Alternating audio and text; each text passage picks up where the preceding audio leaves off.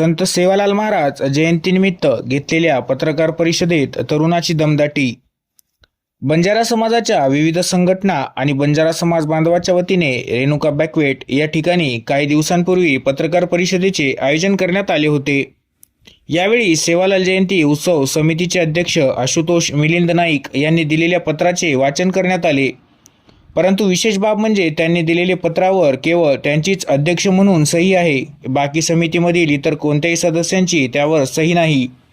तसेच या पत्रकार परिषदेमध्ये एक बंजारा तरुण आपला प्रश्न उपस्थित करण्याचा प्रयत्न करत होता, परंतु तेथील काही लोकांनी त्याला दमदाटी करून बाहेर काढले। विशेष बाब म्हणजे सदर तरुणाला दमदाटी करणारे लोक हे जयंती उत्सव समितीचे सदस्य नाहीत। मग त्यांनी त्या तरुणाला दमदाटी करण्याचे कारण काय, असा प्रश्न उपस्थित झाला। आपल्या देशातील सर्व नागरिकांना आपले मत मांडण्याचा, आपले प्रश्न मांडण्याचा संपूर्ण अधिकार आहे। त्यामुळे असे दमदाटी करून तरुणावर दबाव टाकणे योग्य नाही, अशी प्रतिक्रिया समोर आली आहे।